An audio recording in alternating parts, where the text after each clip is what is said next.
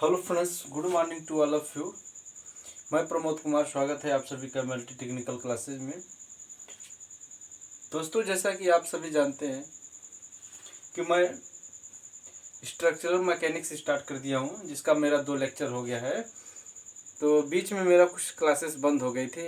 Actually कुछ problem हो गए थे, फेवर वगैरह हो गए थे मुझे, इसलिए मैं थोड़ा अनकंफर्टेबल महसूस कर रहा था। इसलिए मैंने 2-3 दिन से क्लास नहीं ले रहा हूँ। अब मैं एकदम मेरा फिटनेस एकदम बढ़िया है। मैं एकदम कंफर्ट हूँ और मैं आगे चल के नेक्स्ट जो क्लासेस होंगे रेगुलर लूँगा। ठीक।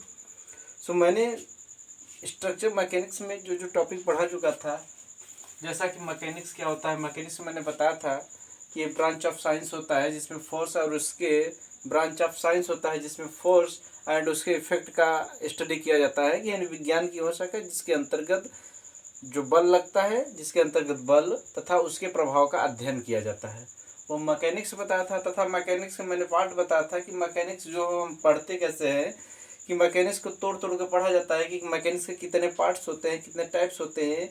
जैसे मैंने बताया था मैकेनिक्स ऑफ रिजिड बॉडी, जिसको इंजीनियर मैकेनिक्स भी कहा जाता है।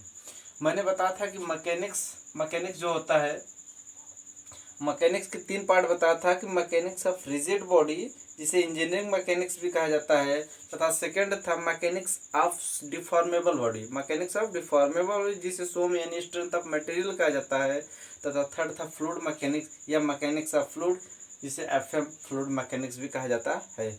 आगे मैंने बताया था कि रिजिड बॉडी क्या होता है, डिफॉर्मेबल बॉडी होता है। मैंने बताया था कि रिजिड बॉडी वो बॉडी होता है जिसके शेप और साइज में जो होता है चेंज नहीं होता, यानी प्लेस उसका डिस्प्लेसमेंट तो हो सकता है लेकिन डिफॉर्मेबल वो नहीं होता है। तथा डिफॉर्मेबल बॉडी में बताया था वो डिफॉर्म हो जाता है, उसके यानी जो रिलेटिव पोजीशन पार्टिकल होते हैं वो उसका प्लेस जो होता है चेंज हो जाता है। ठीक।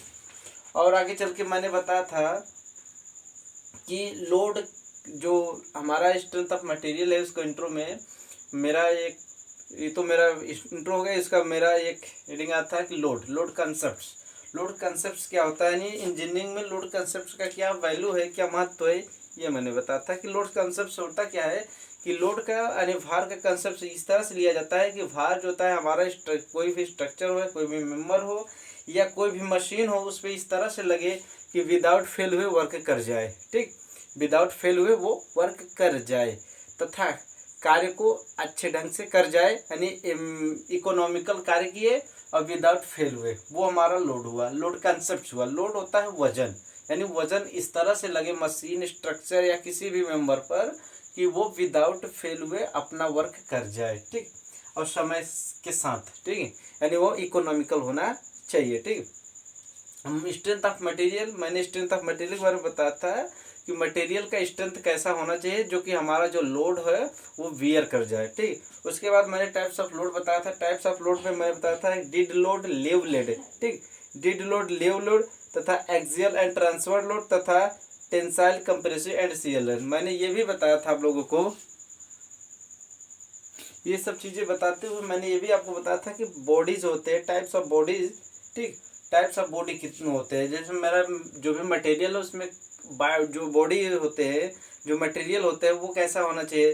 तो कुछ मटेरियल मेरा इलास्टिक होता है, कुछ मटेरियल मेरा प्लास्टिक होता है तथा कुछ मटेरियल मेरा रिजिड होता है। इलास्टिक प्लास्टिक जो होता है फ्लेक्सिबल मटेरियल होता है तथा रिजिड जो होता है एकदम कठोर होता है। यानी इलास्टिक मैंने बताया था कि ऐसा मटेरियल होना चाहिए जो कि उसको यानी पुल करने पे यानी खींचने पर उस पर डिफॉर्म तो हो जाए, तथा अगर उस पर जो पुलिंग बल लगाया गया है उसे छोड़ दिया जाए तो पुनः अपने स्थान पर पहुंच जाए, यानी उसका जो डिफॉर्मेशन होता है या डिफॉर्मेबल होता है वो जीरो हो जाए। ठीक। प्लास्टिक मटेरियल मैंने बताया था कि जिसको खींचने पर तो तन जाए यानी खींच जाए, बट उसे छोड़ दिया जाए तो वो वही बना रहे, अपना प्लेस चेंज कर दे। ठीक। यानी उसमें जैसे लंबाई खींच रहे तो लंबाई बढ़ गई तो लंबाई फोर्स हटा देने पर भी लंबाई उतनी ही रहेगा, वो मेरा प्लास्टिक मटेरियल हो गया। तथा मैंने रिजिड बताया है कि उसमें जो होता है उसके शेप एवं साइज में नगण्य परिवर्तन होता है, यानी कोई किसी भी तरह का परिवर्तन नहीं होता है। तो आज से मेरा टॉपिक स्टार्ट हो रहा है स्ट्रेस। आगे चलकर मैं पढ़ूंगा स्ट्रेस। क्या? स्ट्रेस। स्ट्रेस का मतलब प्रतिबल। ठीक। आज से मेरा टॉपिक स्टार्ट हुआ, यानी मैंने 2 लेक्चर में जितना पढ़ाया वो मैंने लेक्चर दे दिया, नहीं बता दिया तथा नया मेरा स्टार्ट हो रहा है स्ट्रेस। स्ट्रेस का मतलब प्रतिबल। तो देखो दोस्तों, स्ट्रेस होता क्या है आज हमें पढ़ेंगे। करते क्या है कि यदि हम किसी पिंड यानी किसी भी बॉडी पर, जैसे मान लीजिए कोई बॉडी है, ध्यान से देखना, किसी भी बॉडी पर यदि हम किसी भी तरह का फोर्स एक्ट करते हैं, मान लीजिए इस पे कोई फोर्स पी लग रहा है, ये कैसा फोर्स है, पुलिंग फोर्स है। कैसा फोर्स है, पुलिंग फोर्स। पी एक्ट कर रहा है तो बॉडी खींचेगी, बॉडी खींचेगी, और बॉडी जब खींचेगी तो इसके अंदर जो आपस में जो पार्टिकल है वो चिपके रहते हैं, वो इसका विरोध करेंगे। ये इसका क्या करेंगे, विरोध करेंगे कि बॉडी खींच ना पाए, और उससे ज़्यादा फोर्स लगा देते हैं तो बॉडी खींच जाती है। अब बॉडी कैसा है निर्भर करता है वो ब्रिटल मटेरियल है या इलास्टिक मटेरियल है या कह सकते हैं डक्टाइल मटेरियल। तो यदि डक्टाइल मटेरियल होगी तो खींच जाएगी, ब्रिटल होगी तो फोर्स ज़्यादा लगाओगे तो इसे बीचों से कट जाता है। ठीक है, तो अगर मान लीजिए मेरा बॉडी कैसा है, इलास्टिक मटेरियल, तो बॉडी ऐसे खींचेगी, बॉडी इस तरह से लंबी होती जाएगी, पुलिंग करे ऐसे लंबी होती जाएगी। तो इसके अंदर जो होता है, ध्यान से देखना, इसके अंदर जो पार्टिकल होते हैं ये इसका विरोध करते हैं खींचने का, कि भाई हम खींचेंगे, हम दूर नहीं जाएंगे। लेकिन यदि ये ज़्यादा तगड़ा रहेगा, नहीं कहने का मतलब ये ज़्यादा अमाउंट का फोर्स रहेगा तो इसको खींचेगा। ठीक, अब जब खींचेगा इसके अंदर अगर हम कोई देखें तो ये जो होता है अपनी तरह खींचने का प्रयास करता है, जो इसके अंदर पार्टिकल होते हैं। तो वही होता है स्ट्रेस, कि जो फोर्स हम लगा रहे हैं इसके अपोजिट एक हमारा इंटरनल फोर्स लगता है। ठीक है, इसके अपोजिट एक हमारा इंटरनल फोर्स लगता है उस बॉडी के अंदर। यानी किसी भी क्रॉस सेक्शन पे अगर देखा जाए, कोई भी अगर हम काट कर दे, यहाँ से एक्स वाई काट निकाले, यानी ये हमारा इस तरह से बन जाएगा, ये पी लग रहा है, और ये इस तरह से फोर्सेस एक्ट होगा, और इसका एक इक्विवेलेंट फोर्स हम मान लेते हैं यहाँ लग रहा है सेंटर पे, और इसी के बराबर लगेगा, पी के ही बराबर लगा है। ठीक, अगर ये मान लीजिए कोई बॉडी है, इस पे पी फोर्सेस लग रहा है दोनों तरफ, तो ये इसको खींचने का प्रयास करेगा। अगर इसके क्रॉस सेक्शन पे देखा जाए तो जिस तरह से ये खींच रहा है उसी तरह से वो भी खींच रहा है। ठीक, यानी इस तरह क्रॉस सेक्शन पे फोर्सेस लग रहे हैं, इस पूरे फोर्स के अमाउंट को पी मैंने मान लिया। एक्चुअली होता क्या है, इसके बराबर ही माना जाता है, तो पी होता है। तो ये होता है स्ट्रेस। ये क्या करता है, ये स्ट्रेस का एक होता है जिस क्रॉस सेक्शन एरिया पर देखा जाता है। अर्थात पिंड के यानी कोई भी बॉडी हो गया या कोई भी किसी भी तरह का पिंड हो गया, उस पिंड के एकांक क्षेत्रफल पर, यानी किस कोई भी एक एरिया ले लो, क्रॉस सेक्शनल एरिया होना चाहिए, यानी कटी हुई जो लेंथ होता है उसके जो अपोजिट इस साइड से एरिया होता है। जैसे देखो इस तरह से देख लीजिए, इस तरह से ना, तो ये इस तरह से बनता है, तो ये एरिया ये एरिया ले जाता है। ठीक है, अगर यहाँ का सेक्शन काटोगे तो यहाँ भी इस तरह से मिलेगा। ठीक, ये वाला एरिया, ये वाला। ठीक, यानी क्रॉस सेक्शनल एरिया यहाँ से जो साइड से दिखता है, ठीक, वो एरिया। ठीक, ध्यान से देखना, कोई भी पिंड हो, किसी भी पिंड के एकांक क्षेत्रफल पर कार्य करने वाला बल प्रतिबल कहलाता है। किसी भी पिंड के यानी पिंड के एकांक क्षेत्रफल पर कार्य करने वाला आंतरिक प्रतिरोधी बल यानी इंटरनल रेजिस्टेंस फोर्स होता है। मैंने बताया था ना कि जो फोर्स ये पी लगेगा वो इंटरनल आई रेजिस्टेंस फोर्स रहता है, internal resistance force upon area, ये कहलाता है स्ट्रेस। क्या कहलाता है, स्ट्रेस। ये क्या कहलाता है, स्ट्रेस। ठीक है, कहला है स्ट्रेस।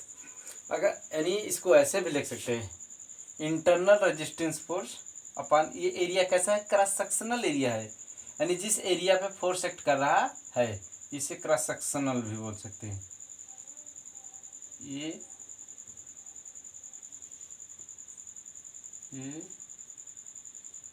सॉरी यार, ये क्रॉस सेक्शनल एरिया है। ठीक, यानी हम इसे इस तरह से भी लिख सकते हैं। फिर ध्यान देना, स्ट्रेस होता क्या है कि यदि कोई बॉडी पर कोई बल लग रहा है तो उसके अपोजिट में उसको विरोध करने वाला बल इंटरनल रेजिस्टेंस फोर्स स्ट्रेस कहलाता है। इसे स्ट्रेस फोर्स, जैसे देख लीजिए कि इस तरह से कोई बॉडी है, इस तरह से कोई बॉडी है, इस पर यदि पी अमाउंट का फोर्स लग रहा है तो इस बॉडी की भी अमाउंट का फोर्स यहाँ वाली इधर भी लग रहा है, तो इसमें अपोजिट फोर्स लगेगा। अपोजिट फोर्स का मतलब ये इसके अंदर जो पार्टिकल होते हैं, इसके अंदर जो क्या होते हैं पार्टिकल होते हैं, वो पार्टिकल इस बल का विरोध करेंगे कि हम खींचेंगे नहीं, हम पोलिंग नहीं होने देंगे। लेकिन अब ये ज़्यादा लग जाता है, इसलिए अब मटेरियल के ऊपर निर्भर करता है कि डक्टाइल मटेरियल है, डक्टाइल मटेरियल है तो ये खिंच जाएगा, डक्टाइल मटेरियल जिसमें खिंचाव होता है। ब्रिटल मटेरियल होता है वो खिंचाव नहीं होता, वो टूट जाता है एकदम सीधे से, तो ये तो तनता है, तने अगर डक्टाइल मटेरियल तो तनेगा। तो यहाँ जो पार्टिकल हैं ये सब, ये इसका विरोध करते हैं, यानी वो भी खींचते हैं। जैसे एक्शन होता है ना, फोर्स ऑफ एक्शन, यानी क्या कहते हैं न्यूटन का थर्ड ला क्रिया प्रतिक्रिया का नियम, यानी जिस पे आप भी लगाओगे तो वो भी आपको अपोजिट लगाएगा फोर्स, आप किसी को मारोगे तो वो भी आपको मारेगा। ठीक, उसी तरह ये पार्टिकल अपनी तरह खींचते हैं। तो इस तरह से अगर मान लीजिए किसी क्रॉस सेक्शन एरिया पे देखे, यानी इसके एक्स पार्ट मान लीजिए, इसे वाई पार्ट माने, तो इस तरह से बनेगा। या जो पी लग रहा है इस तरह धीरे धीरे ये भी अपोने तरफ खींचता रहेगा, कि अमाउंट पी मान लेते हैं, इसके इक्वल तो हो जाता है मेरा स्ट्रेस। स्ट्रेस का फार्मूला होता है, यानी स्ट्रेस को अगर हम सिग्मा से डिनोट करें, सिग्मा इक्वल टू स्ट्रेस मेरा होता क्या है कि internal resistance force, internal resistance force against deformation, AGAINST against deformation, DFORMATION deformation, यानी इंटरनल रेजिस्टेंस फोर्स लग रहा है अगेंस्ट डिफॉर्मेशन, माने डिफॉर्म होने के विरोध में, यानी डिफॉर्म ना होने देने के लिए कहता है। ठीक है, और ये होता किस पे है, एरिया, किस पे, एरिया ऑन विच, किस पे, area on which force is act, force is considers या एक्ट कंसीडर्ड। ठीक, internal resistance for deform against deform upon area on which force is consider, यानी जिस पे एरिया कंसीडर किया, जिस एरिया पर हम फोर्स का कंसीडर करते हैं, यानी इस एरिया पे करते हैं, इस जो क्रॉस सेक्शनल एरिया होता है इस एरिया फोर्स करते हैं, उसका एरिया होना चाहिए। और वो इंटरनल रेजिस्टेंस फोर्स होना चाहिए जो अभी अपोजिट में फोर्स लग रहा है इसको रोकने के लिए, ये लगभग इसके बराबर मान लिया जाता है। ठीक है, ये दोनों आपस में बराबर मान लिया जाता है, सवाल में दिया रहेगा। ठीक, अगर ये दिया रहेगा ये, तो हम मान लेंगे कि ये चीज इंटरनल रेजिस्टेंस फोर्स यही होता है। ठीक है, इसका मात्रक क्या होता है, इसका मात्रक न्यूटन प्रति mm स्क्वायर भी हो सकता है, या न्यूटन प्रति मीटर स्क्वायर भी हो सकता है, क्योंकि ये फोर्स है। ठीक, अब ये एरिया है, एरिया mm स्क्वायर में ले सकते हैं, मीटर स्क्वायर सेंटीमीटर किस तरह से ले सकते हैं। ठीक है, आगे चलते हैं। जैसे क्वेश्चन देखते हैं कि मान लीजिए कोई क्वेश्चन दिया है हमको इस तरह से कि यदि कोई बॉडी है या पिंड है, मान लीजिए कोई पिंड है इस तरह से, ठीक, उस पर इस तरह से 10 न्यूटन का फोर्स एक्ट कर रहा है, कितने का, 10 न्यूटन का, इधर भी 10 न्यूटन का, और इसकी क्रॉस सेक्शनल एरिया मान लीजिए दे दिया है हमको, क्रॉस सेक्शनल दे दिया है, कितना दिया है भैया, एक क्रॉस सेक्शनल एरिया हमको दे दिया है कि मान लीजिए हम कितना ले लेते हैं, या इसकी साइज दे दिया, मान लीजिए हम कितना लेते हैं, 100 mm स्क्वायर दे देते हैं। ठीक है, तो अगर इसका स्ट्रेस निकालोगे तो स्ट्रेस बराबर ये लगाओगे इंटरनल रेजिस्टेंस फोर्स इसी के बराबर हो जाएगा बटा क्रॉस सेक्शनल एरिया, यानी कुल मिला जुला के इंटरनल रेजिस्टेंस फोर्स कितना है, 10 न्यूटन, और यहाँ 100 mm स्क्वायर। ठीक, इसे डिवाइड करोगे तो 1 0 से 1 0 का 0.1 न्यूटन पर mm स्क्वायर हो जाएगा। ठीक, 0 न्यूटन पर mm स्क्वायर हो जाएगा। आगे चलेंगे, हम देखेंगे कि टाइप्स ऑफ स्ट्रेस कितने टाइप्स के होते हैं, स्ट्रेस कितने टाइप्स के होते हैं। टाइप्स ऑफ स्ट्रेस क्या पढ़ेंगे हम, टाइप्स ऑफ स्ट्रेस यानी प्रतिबल के प्रकार। प्रतिबल के प्रकार हम देखते हैं तो मेरा आता है, फर्स्ट आता है, देखिए स्ट्रेस जो होता है वैसे पे तो अगर क्रॉस सेक्शनल एरिया के अनुसार देखिए तो स्ट्रेस एक इंजीनियरिंग स्ट्रेस होता है, एक ट्रू स्ट्रेस होता है। और नॉर्मल देखें तो स्ट्रेस नॉर्मल होता है, एक नॉर्मल स्ट्रेस, एक शियर स्ट्रेस। नॉर्मल स्ट्रेस वो भी direct stress, bending stress. Shear stress में आता है क्या, डायरेक्ट शियर स्ट्रेस और टॉर्क के शियर, टॉर्सनल शियर स्ट्रेस। ठीक, तो टाइप्स ऑफ स्ट्रेस में अगर हम देखते हैं तो हमारा स्ट्रेस जो होता है मुख्यतः 3 प्रकार से लिया जाता है। मुख्यतः कितने प्रकार से लिया जाता है, 3 प्रकार से लिया जाता है। There are 3 parts. फर्स्ट जैसे हम देखते हैं कि मेरा होता है कि टेंसाइल एंड कंप्रेसिव स्ट्रेस। ठीक, सेकेंड मेरा अगर देखा जाए तो सेकेंड मेरा होता है डायरेक्ट एंड बेंडिंग। डायरेक्ट में तो ये भी आ सकता है, टेंसाइल कंप्रेसिव दोनों। थर्ड है मेरा बुक के अनुसार, बुक में the shear and tangential torsional tangential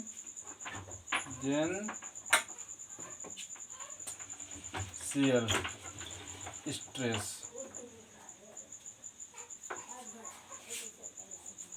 हाँ, तो हमारा कितने हैं, मुख्य रूप से 3 प्रकार के डिप्लोमा के अनुसार। आगे चलकर हम पढ़ सकते हैं कि जो अगर इसके डिटेल में पढ़े तो जो मेरा स्ट्रेस होता है अगर क्रॉस सेक्शनल एरिया के अनुसार देखें, according to cross sectional area के अनुसार अगर हम देखें तो क्रॉस सेक्शनल एरिया के according to cross sectional area की दुकान देखो तो एक हमारा होता है कैसा, एक होता है हमारा इंजीनियरिंग स्ट्रेस और सेकंड होता है, ये 2 मैंने बताया, और सेकंड होता है ट्रू स्ट्रेस। कितना ट्रू, इसको हमको नहीं पढ़ना है, ये आगे चल के रहे बीटेक में। ठीक, हम डिप्लोमा तक ही सीमित हैं। एक्चुअली हम क्वेश्चन कराएंगे जेई तक का। ठीक, इसलिए यहाँ तक देखो। और अगर नॉर्मली देखा जाए तो जैसे हम कह सकते हैं कि स्ट्रेस जो होता है नॉर्मल स्ट्रेस होता है। कैसा, अगर स्ट्रेस को हमने देखा तो नॉर्मल कैसा होना चाहिए, नॉर्मल और शियर, बस 2 ही है। शियर, एक नॉर्मल, शियर माने कटिंग करने वाला, और नॉर्मल माने एकदम जो नॉर्मल लगता है। तो नॉर्मल कंप्रेसिव में भी लग सकता है, टेंसाइल में भी लग सकता है, बेंडिंग में भी लग सकता है। ठीक, बेंड कर जाए ऐसे, जैसे मान लीजिए कोई ये मान लीजिए बॉडी है, इस तरह से हो जाए तो यहाँ जो ये इस तरह से अपोजिट करता है वो, यानी जो देखो अपोजिट कर रहा है, इसको अपोजिट करता है ना, तो यहाँ भी होता है ये बेंडिंग में, तो ये नॉर्मली होता है। ठीक, तो ध्यान से देखो, पहले हमारा डिप्लोमा स्तर तक ही कि जो होता है टेंसाइल एंड कंप्रेसिव। भैया टेंसाइल स्ट्रेस होता है कि यदि कोई मान लीजिए बॉडी है, ठीक, यदि कोई मान लीजिए बॉडी है इस तरह से, ये मान लीजिए इस तरह से, ये यहाँ से फिक्स है बॉडी। ठीक, ये इस तरह से बॉडी है। यदि इस पर पी अमाउंट का फोर्स लगाओगे तो बॉडी जाहिर से बात है कि बॉडी खींचने का प्रयास करेगा, यानी बॉडी लंबी हो जाएगी। अभी तक हमारी बॉडी यहीं तक की थी, लेकिन इतना हमारी बॉडी क्या हो गई, बढ़ गई। ठीक, यानी फोर्स भी लगा था तो हमारी बॉडी क्या होगी, इतना बढ़ गई। तो बताओ ये इसका अपोजिट कर रहा है कि नहीं, यानी कहने का मतलब ये जो होता है इस बॉडी को खींच रहा है, लेकिन ये बॉडी बढ़ गई क्योंकि ये बॉडी मान लीजिए डक्टाइल मटेरियल है इसलिए बढ़ गई। लेकिन ये जो इसके अंदर जो है फोर्सेस लग रहा है, यानी इसके अंदर जो अपोजिट फोर्स है, यानी ये यहाँ देखो, अगर यहाँ देखा जाए तो यहाँ फिक्स है तो इसको रोकने की कोशिश करेगा कि आगे मत जाओ। ठीक है, लेकिन यहाँ खींच रहा है तो हमारा ऊपर की तरह अगर यहाँ से काट दिया जाए तो ऊपर इस तरह से ये पी नीचे लग रहा है तो ऊपर भी तो फोर्सेस एक्ट कर रहा है, यानी कहने का मतलब विरोध कर रहा है पी अमाउंट का। तो इस तरह से हमारा टेंसाइल फोर्स लग रहा है, इसलिए हमारा जो स्ट्रेस आएगा टेंसाइल स्ट्रेस आएगा। इसी तरह अगर हम कह सकते हैं कि जो हमारा क्या कहते हैं टेंसाइल प्रतिबल होता है, यानी तनन प्रतिबल होता है कि जब पिंड पर लगने वाला बल पिंड को खींचकर उसकी लंबाई को बढ़ाने का प्रयास करता है। यानी कोई पिंड है, जब पिंड पर लगने वाला कोई पिंड है मान लीजिए, ठीक, पिंड पर लगने वाला बल, जब पिंड पर लगने वाला बल पिंड को खींचने का प्रयास करता है, यानी उसकी लंबाई को बढ़ाने का प्रयास करता है, तब पिंड में तनाव प्रतिबल उत्पन्न हो जाते हैं।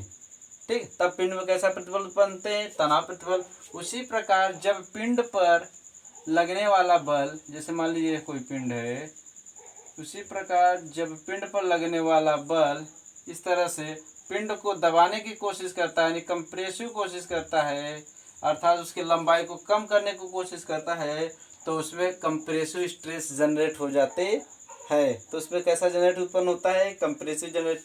डायरेक्ट स्ट्रेस क्या होता है कि जब, ध्यान से देखना, डायरेक्ट स्ट्रेस होता क्या है? तो डायरेक्ट स्ट्रेस क्या होता है? मैंने बताया टेंसाइल स्ट्रेस, जब कोई टेंसाइल फोर्स लगता है, यानी लंबाई को बढ़ाने का प्रयास करता है, तो उसमें कौन सा स्ट्रेस जनरेट होता है? Tensile stress. जब उसके लंबाई को घटाने का प्रयास करता है किसी भी बॉडी, किसी भी पिंड, किसी भी बीम या किसी भी स्ट्रक्चर का, तो कंप्रेसिव स्ट्रेस जनरेट होता है। डायरेक्ट स्ट्रेस में यही आते हैं कंप्रेसिव, क्या कहते हैं, टेंसाइल, कंप्रेसिव, बेंडिंग, यानी निर्भर करता है कि फोर्स के अनुसार। ये सब डायरेक्ट ही है। जैसे मान लीजिए कि कोई बॉडी इस तरह से है, तो इस तरह से जनरेट हो रहा है ना स्ट्रेस, यहाँ भी तो जनरेट होता है इस तरह से क्रॉस सेक्शन, तो ये सब डायरेक्ट ही होते हैं। ठीक है, टेंसाइल, कंप्रेसिव, जनरेट। और बेंडिंग के रूप में होता क्या है कि बेंडिंग में यदि मान लीजिए कोई पिंड है, ठीक, ये मान लीजिए कोई बीम है, इस बीम पे इस तरह से फोर्स एक्ट करेंगे, बीम इस तरह से, ठीक, तो ये बेंड इस तरह से मुड़ने की कोशिश करेगी, ये बीम जो होता है इस तरह से मुड़ने की कोशिश करेगा। ठीक, तो इसमें भी एक स्ट्रेस जनरेट होता है, यानी ये मुड़ने का विरोध करता है। इस पिंड पे लगाओगे बल तो ऐसे उठने की कोशिश करेगा, यदि किसी पे ऐसे लगाओगे तो जाहिर सी बात है वो इस तरह से उठने की कोशिश करेगा। तो यहाँ जो उठ रहा है इस तरह से हो रहा है, यानी अगर इसके नीचे साइड में देखें तो इसकी लंबाई बढ़ जाती है, और ऊपर साइड में देखें तो इसकी लंबाई घट जाती है। यानी नीचे जो होता है, ये जो अगर यहाँ से यहाँ तक लंबाई देखे तो बढ़ गई, और यहाँ से यहाँ तक लंबाई देखे तो घट गई, अर्थात ये नीचे जो होता है टेंसाइल और ऊपर कंप्रेसिव लग रहा है। ठीक, इस तरह से जनरेट हमारा होता है, ये बेंडिंग स्ट्रेस होता है। इसमें टेंसाइल और कंप्रेसिव दोनों कार्य कर रहा है, क्योंकि नीचे जो है हमारी लंबाई बढ़ गई, ठीक, और ऊपर हमारी लंबाई कम हो गई। ऊपर सिकुड़ रहा है और नीचे तन रहा है, खिंच रहा है। सॉरी, थोड़ा इसे ऊपर बनाए। इस तरह से यदि हमारे पिंड पर फोर्सेस लगेगा बीम पर, मान लीजिए, तो हमारे बीम इस तरह से बन जाएगा, ठीक, इस तरह से। ठीक, अब होगा क्या कि यदि हम नीचे की लेंथ देखें तो नीचे की लेंथ हमेशा बड़ा होता है। ठीक, नीचे की लेंथ बड़ा होता है और ऊपर का कम होता है। ऊपर कंप्रेसिव एक्ट कर दे रहा फोर्सेस, कंप्रेसिव स्ट्रेसेस, और नीचे टेंसाइल कार्य कर रहा है। आदि यहाँ इसको काटे तो इस तरह से, इसका इस तरह से बनता है। ठीक, आगे चल के इसे डिटेल में बताएंगे। ठीक, ये होता क्या है कि जब अभी हमारा चैप्टर आएगा bending stress and shear stress, आगे चल के हमारा एक चैप्टर है bending stress and shear stress. तो ये हमारा हो गया बेंडिंग स्ट्रेस। शियर स्ट्रेस क्या होता है? शियर स्ट्रेस भैया यदि किसी क्रॉस सेक्शन एरिया पे लगता है, जैसे देख लीजिए, मान लीजिए हमारा कोई बॉडी है इस तरह से, आगे हम बनाते हैं ऊपर।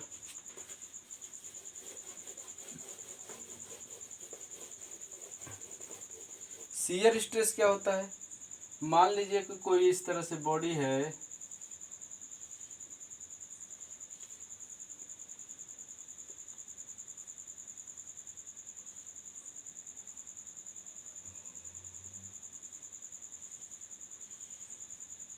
ठीक है, इस तरह से मान लीजिए हमारी बॉडी है, इस पे फोर्स एक्ट कर रहा है, मान लीजिए फोर्स किसी इस तरह से जा रहा है, तो काटते हुए जा रहा है। ठीक है, इस तरह से काटते हुए जा रहा है, तो एक हमारा इस तरह से काटते हुए जा रहा है, तो इसका ये अपोजिट विरोध करता है। ठीक है, ये प्लेन, इसलिए यहाँ पे कैसा स्ट्रेस जनरेट होता है? Shear stress. ये यहाँ भी लग सकता है, ठीक है, ये यहाँ भी लग सकता है इस प्लेन पर।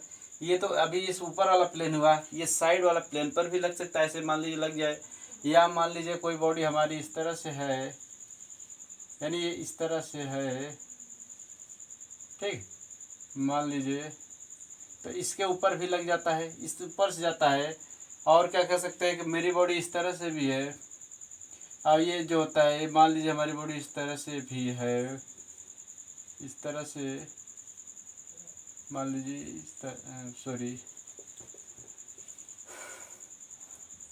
मान लीजिए इस तरह से प्लेन, मान लीजिए यहाँ फिक्स है, ठीक है। अब यहाँ पे लगा हुआ है, इस तरह से अगर जा रहा है तो बॉडी हमारी खिसक के इस तरह से हो जाती है, खिसक कर, ठीक, इस तरह से हो जाती है, इस तरह से बन जाती है। तो यानी ये शियर स्ट्रेस लग रहा है, यानी प्लेन के ऊपर जो स्ट्रेस लगता है शियर स्ट्रेस कहलाता है। यानी कह सकते हैं कि जब किसी पिंड को दो समांतर प्लेन, यानी जो दो समांतर तथा विपरीत दिशाओं में लगने वाले बल पिंड की काट को एक स्पर्श करता हुआ जाता है, यानी उसको शियर स्ट्रेस कहते हैं। इसे कह सकते हैं कि यदि कोई पिंड है, उसके ऊपर क्रॉस सेक्शनल एरिया पर या उसके किसी भी काट पर उसके प्लेन पर एक्ट करता हुआ जाए, ठीक है, उसे शियर स्ट्रेस कहते हैं। और टॉर्सनल स्ट्रेस हमारा इस तरह से टॉर्सनल होता है कि मान लीजिए टॉर्सनल स्ट्रेस हमारा ये होता है, ये मान लीजिए कोई सॉफ्ट है, मान लीजिए यहाँ से फिक्स है, ठीक है, यहाँ से फिक्स है, इस तरह से बना हुआ है। एक मिनट, टॉर्सनल स्ट्रेस होता क्या है कि मान लीजिए ये कोई सॉफ्ट है, ठीक, इस तरह से है सॉफ्ट हमारा, ठीक। अब इस पर अगर हम इसको घुमाएंगे तो इस पर यहाँ से मान लीजिए इस तरह से हम इसे घुमा रहे हैं, टॉर्क टी टॉर्क लगा रहे हैं, तो यहाँ तो फिक्स है, यहाँ तो घूमेगा नहीं, वहीं जाके नाचेगा। जैसे हम निचोड़ते क्या है कि कपड़े को भिगो लो पानी, एक जगह फिक्स कर लो, दूसरी जगह से निचोड़ो, ठीक, तो वो टॉर्क होता है, इस तरह से घूमता है वो। ये तीनों डायरेक्शन में हो सकता है, 3D में हो सकता है, ठीक है, अभी मैंने एक डायरेक्शन 2D में दिखाया है, इस तरह से हो सकता है। इस तरह से बेंड करेगा, मुड़ेगा, तो वो कहाँ एक स्ट्रेस जनरेट होता है, वो कौन सा होता है, टॉर्सनल स्ट्रेस होता है, ठीक है। आगे चल के हम पढ़ेंगे स्ट्रेन। अभी तो हमने पढ़ा स्ट्रेस, और आगे चल के पढ़ेंगे स्ट्रेन। स्ट्रेन क्या होता है, स्ट्रेन हमारा होता है कि change in dimension upon original dimension, हमारा डायमेंशन कितना चेंज हुआ और ओरिजिनल अपन कितना ओरिजिनल में था, ठीक है। तो आज से हमारा ये क्या कहते हैं कि अब हम लोग रेगुलर वीडियो बनाएंगे आप लोगों के लिए, और आप लोग ऐसे ही बने रहेंगे हमारे साथ, तो हमको अच्छा लगेगा।